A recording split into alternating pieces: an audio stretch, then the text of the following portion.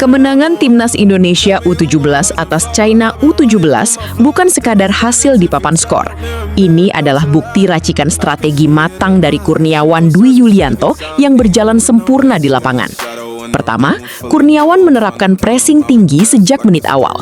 Para pemain muda Indonesia tidak memberi ruang bagi lini belakang China untuk membangun serangan. Hasilnya, lawan sering melakukan kesalahan sendiri dan kehilangan bola di area berbahaya. Kedua, transisi cepat dari bertahan ke menyerang jadi senjata utama.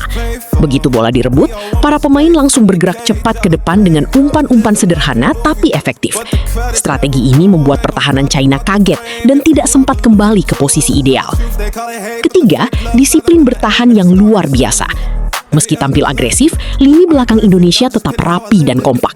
Setiap pemain tahu tugasnya, menjaga jarak antar lini dan tidak mudah terpancing keluar posisi, membuat China kesulitan menciptakan peluang bersih. Dengan kombinasi tiga strategi ini, Timnas Indonesia U17 tampil percaya diri, efektif, dan tajam. Kemenangan ini bukan hanya soal hasil, tapi juga sinyal bahwa generasi muda Indonesia punya masa depan cerah di kancah internasional.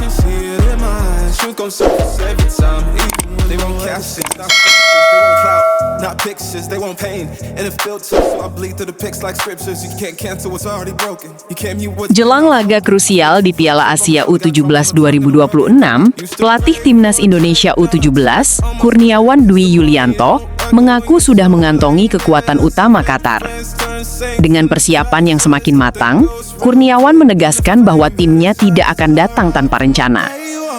Menurutnya, Qatar U17 merupakan tim yang bermain sangat direct atau lugas. Mereka tidak terlalu banyak memainkan bola di lini tengah, melainkan langsung mengalirkan bola ke depan dengan cepat. Selain itu, kekuatan utama Qatar terletak pada kemampuan switch play, memindahkan arah serangan dari satu sisi ke sisi lain secara cepat untuk membuka ruang. Qatar punya pola permainan yang jelas. Mereka agresif, cepat, dan pintar memanfaatkan lebar lapangan, ungkap Kurniawan. Ia juga menyoroti bahwa pergerakan pemain sayap Qatar sangat aktif, sehingga lini pertahanan Indonesia harus disiplin dan tidak mudah terpancing keluar posisi. Meski begitu, Kurniawan tetap optimis. Ia menilai anak asuhnya sudah mulai memahami cara meredam permainan seperti itu, terutama dengan menjaga jarak antar lini dan memperkuat transisi bertahan ke menyerang. Pertandingan ini diprediksi akan berjalan ketat.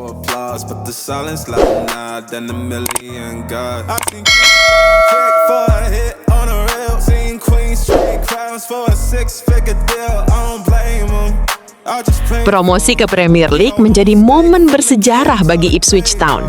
Setelah perjalanan panjang dan penuh kerja keras, The Tractor Boys akhirnya kembali ke kasta tertinggi sepak bola Inggris. Namun, di balik euforia tersebut, muncul satu pertanyaan yang menarik perhatian publik Indonesia. Akankah Elkan Bagot mendapat kesempatan tampil di panggung terbesar ini? Sebagai bek muda berbakat yang dimiliki Ipswich, Bagot sebenarnya punya potensi besar. Dengan postur tinggi, kemampuan duel udara yang kuat, serta pengalaman bermain di berbagai level kompetisi Inggris, ia bukan pemain yang bisa dipandang sebelah mata. Namun, realitas di Premier League jauh lebih keras. Persaingan di lini belakang sangat ketat, dan pelatih tentu akan lebih berhati-hati dalam menentukan siapa yang layak tampil di setiap pertandingan. Promosi ke Premier League biasanya membuat klub melakukan perombakan skuad. Pemain-pemain baru dengan pengalaman lebih matang sering didatangkan demi menjaga stabilitas tim. Ini bisa menjadi tantangan tersendiri bagi Bagot, karena ia harus bersaing tidak hanya dengan pemain lama, tapi juga dengan rekrutan anyar yang mungkin lebih siap secara pengalaman. Meski begitu, peluang tetap terbuka. Jadwal padat, potensi cedera pemain utama, serta kebutuhan rotasi bisa menjadi celah bagi Bagot untuk menunjukkan kualitasnya. Jika mampu memanfaatkan setiap kesempatan, termasuk di ajang piala domestik atau laga tertentu, bukan tidak mungkin ia perlahan mendapatkan kepercayaan lebih dari pelatih. Bagi para penggemar sepak bola Indonesia, harapan tentu besar. Melihat pemain Indonesia tampil di Premier League akan menjadi kebanggaan tersendiri. Kini, semua kembali pada kerja keras, konsistensi, dan kesiapan mental Bagot dalam menghadapi tantangan di level tertinggi. Satu hal yang pasti, perjalanan Ipswich baru saja dimulai, dan cerita Elkan Bagot di dalamnya masih sangat mungkin untuk ditulis.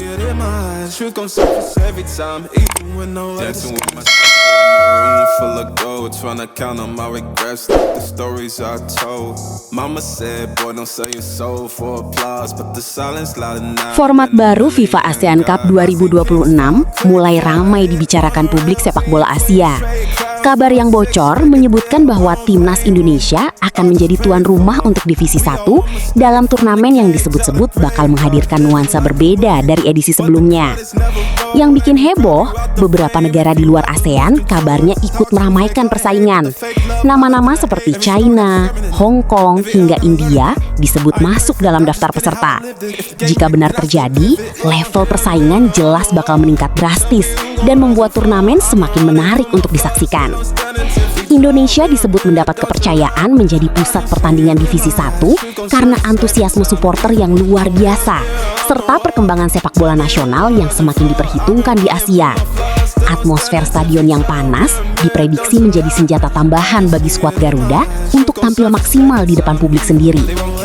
Kehadiran negara-negara besar Asia juga dianggap sebagai peluang emas bagi timnas Indonesia untuk mengukur kualitas tim menghadapi lawan dengan level permainan berbeda. Apalagi dalam beberapa tahun terakhir, Indonesia terus menunjukkan perkembangan positif di level internasional.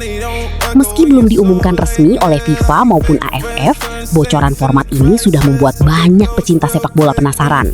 Jika benar terrealisasi, FIFA ASEAN Cup 2026 bisa menjadi salah satu turnamen paling bergengsi di kawasan Asia. Kalau benar Indonesia jadi tuan rumah dan lawannya China sampai India, ini bukan lagi turnamen biasa.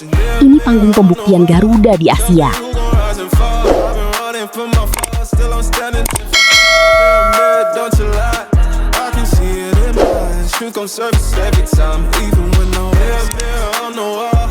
Turnamen FIFA ASEAN Cup 2026 dipastikan naik level, bukan cuma dari kualitas peserta dan format pertandingan, tapi juga dari total hadiah yang benar-benar fantastis. Kabarnya, juara FIFA ASEAN Cup 2026 akan membawa pulang hadiah mencapai 17,3 miliar rupiah. Angka ini jauh melampaui hadiah di era AFF Championship sebelumnya yang selama ini dianggap masih minim dibanding turnamen kawasan lain. Kenaikan hadiah ini jadi bukti bahwa sepak bola Asia Tenggara mulai mendapat perhatian serius di level internasional. Dengan dukungan FIFA, turnamen ini diproyeksikan menjadi ajang yang lebih kompetitif, lebih profesional, dan lebih bergengsi. Bagi negara-negara peserta seperti Indonesia, Thailand, Vietnam, hingga Malaysia, hadiah besar ini tentu menjadi motivasi tambahan untuk tampil habis-habisan demi mengharumkan nama bangsa. Atmosfer turnamen diprediksi bakal semakin panas. Persaingan antar negara Asia Tenggara yang selama ini sudah sengit, kini akan naik ke level berbeda, karena ada gengsi besar dan hadiah miliaran rupiah yang dipertaruhkan. Kalau benar terrealisasi, FIFA ASEAN Cup 2026 bisa menjadi titik awal revolusi sepak bola ASEAN menuju panggung yang lebih besar di mata dunia.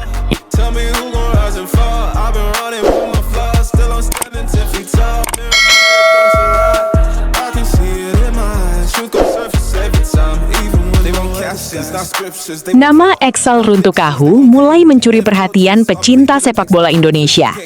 Penyerang muda yang tampil konsisten di level klub ini dinilai punya karakter striker murni yang mulai langka di sepak bola nasional. Ketajamannya di depan gawang, keberanian duel dengan bek lawan, hingga naluri mencari ruang membuat banyak orang mulai membandingkannya dengan legenda timnas Indonesia, Bambang Pamungkas. Meski perjalanan masih panjang, Excel dianggap memiliki modal penting untuk menjadi ujung tombak masa depan Garuda. Ia bukan hanya mengandalkan kecepatan, tetapi juga punya finishing yang tenang dan kemampuan membaca permainan yang terus berkembang. Dalam beberapa pertandingan, Excel terlihat mampu menjadi target man sekaligus pemecah kebuntuan ketika tim mengalami tekanan. Perbandingan dengan Bambang Pamungkas tentu bukan hal kecil. Sosok BP dikenal sebagai striker haus gol yang punya harisma besar di timnas Indonesia. Ia bukan hanya tajam, tetapi juga mampu menjadi pemimpin di lapangan. Karena itu, ketika nama Excel mulai disebut sebagai calon penerus, ekspektasi publik otomatis ikut meningkat. Namun, yang membuat peluang Excel menarik adalah karakter bermainnya yang mirip striker klasik Indonesia. Ia berani duel udara, kuat menahan bola, dan punya insting gol yang alami. Gaya seperti ini sempat menjadi identitas Bambang Pamungkas saat membawa timnas Indonesia bersaing di level Asia Tenggara. Jika mampu menjaga konsistensi dan terus berkembang, bukan tidak mungkin Axel Runtukahu akan mendapat kesempatan lebih besar bersama timnas Indonesia di masa depan. Apalagi tim Garuda saat ini membutuhkan penyerang lokal yang mampu bersaing di level internasional dan menjadi solusi di lini depan. Kini publik tinggal menunggu, apakah Axel benar-benar bisa menjawab harapan besar tersebut dan mengikuti jejak sang legenda. Karena di sepak bola Indonesia, penerus striker ikonik selalu menjadi cerita yang menarik untuk dinantikan. Oke guys, itu dia pembahasan sepak bola hari ini. Jangan lupa like, komen, dan subscribe biar nggak ketinggalan update terbaru seputar dunia bola.